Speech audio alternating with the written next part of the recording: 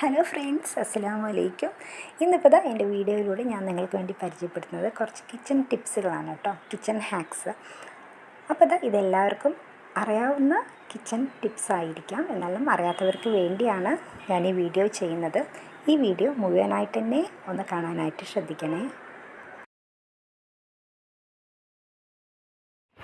ഇന്നിപ്പോൾ ഞാൻ നിങ്ങൾക്ക് വേണ്ടി പരിചയപ്പെടുത്തുന്നത് നമ്മുടെ കിച്ചണിലെല്ലാം വുഡൻ സ്പാച്ചില ഉണ്ടാവില്ലേ, അത് കുറേ ദിവസം നമ്മൾ ഉപയോഗിക്കാണ്ട് വെച്ചിരിക്കുമ്പോഴത്തേനും അത് കുറച്ച് ഡ്രൈ ആയി പോകുന്നത് പോലെ കാണാം. അപ്പോൾ ഇതുപോലെ ഓയിൽ അപ്ലൈ ചെയ്ത് കൊടുത്താൽ മാത്രം മതി. ഇത് ഫ്രഷ് ആയിട്ട് തന്നെ നമ്മുടെ കിച്ചണിൽ ഇരിക്കുന്നത് നമുക്ക് കാണാം. എല്ലാ ഭാഗത്തും നന്നായിട്ടൊന്ന് ഓയിൽ അപ്ലൈ ചെയ്ത് കൊടുത്തു കഴിഞ്ഞാൽ നമുക്ക് ലോങ് ലാസ്റ്റിംഗ് ആയിട്ട് ഇത് ഉപയോഗിക്കാം.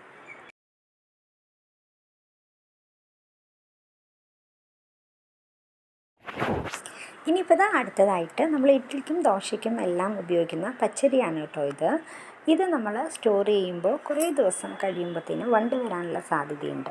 അപ്പോൾ ഇതുപോലെ ബേ ലീവ്സ് ഇട്ട് കൊടുക്കുകയാണെങ്കിൽ വണ്ടിൻ്റെ ശല്യം നമുക്ക് പൂർണ്ണമായിട്ടും ഒഴിവാക്കാം.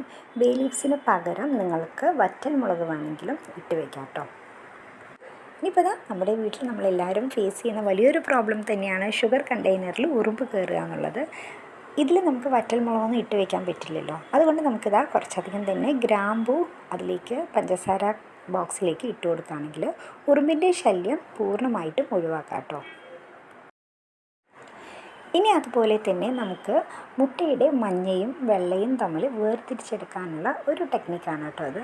നമ്മുടെ വീട്ടിലുണ്ടാവുന്ന ഏതൊരു സ്പാച്ചില വേണമെങ്കിലും നമുക്കിതെടുക്കാം. ഇതുപോലെ ഹോളുള്ള സ്പാച്ചില എടുത്തിട്ട് അതിലേക്ക് നമ്മൾ മുട്ട ഒഴിച്ചു കൊടുക്കുകയാണെന്നുണ്ടെങ്കിൽ മുട്ടയുടെ മഞ്ഞയും വെള്ളയും പെട്ടെന്ന് തന്നെ വേർതിരിച്ചെടുക്കാം.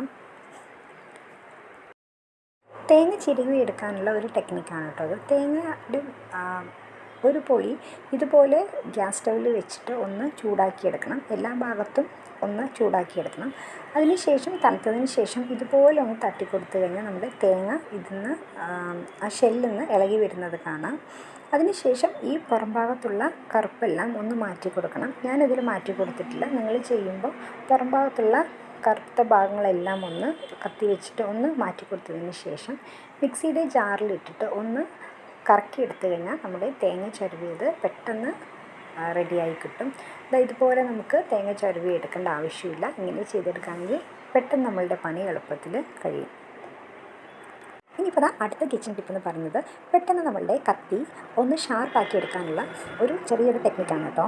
ഇതുപോലെയുള്ള സെറാമിക്കിൻ്റെ ഗ്ലാസ് നമുക്ക് എടുത്തിട്ട് അതിൻ്റെ അടിഭാഗമില്ലേ അതിൽ വെച്ചിട്ട് കത്തി മുകളിലോട്ടും താഴോട്ടും വേണം നമ്മളൊന്ന് ഷാർപ്പാക്കി എടുക്കാനായിട്ട്. നമ്മുടെ വീട്ടിൽ ഷാർപ്പ് ചെയ്യാനായിട്ട് കല്ലൊന്നും ഇല്ലയെന്നുണ്ടെങ്കിൽ ഈ ടെക്നിക്ക് നമുക്ക് ഉപയോഗിക്കാം. ഇതുപോലെ മുകളിലും താഴെയും ഒന്ന് കുറേ പ്രാവശ്യം ഇങ്ങനെ നമുക്ക് ഉരസി എടുക്കുകയാണെന്നുണ്ടെങ്കിൽ കത്തി നല്ലതുപോലെ ഷാർപ്പായി കിട്ടുന്നതായിട്ടാണ് എനിക്ക് ഫീൽ ചെയ്തത് കേട്ടോ. നിങ്ങളിതൊന്ന് ട്രൈ ചെയ്ത് നോക്കൂ. നല്ലൊരു മെത്തേഡാണ്. ഇതുപോലെ നന്നായിട്ട് കത്തി ഷാർപ്പാക്കി എടുക്കാം.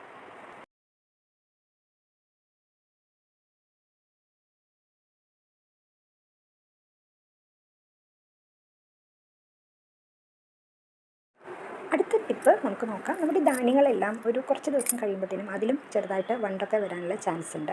അപ്പോൾ അതിലേക്ക് 2-3 ഗ്രാമ്പു ചേർത്ത് കൊടുത്തിട്ട് എയർ ടൈറ്റായിട്ട് അടച്ചു വെക്കുകയാണെന്നുണ്ടെങ്കിൽ ഈ വണ്ടിൻ്റെ ശല്യമൊക്കെ നമുക്ക് ഒരു പരിധി വരെയല്ല പൂർണ്ണമായിട്ടും ഒഴിവാക്കിയെടുക്കാം. അപ്പോൾ നന്നായിട്ട് എയർ ടൈറ്റായിട്ട് അടച്ചു വെക്കണം.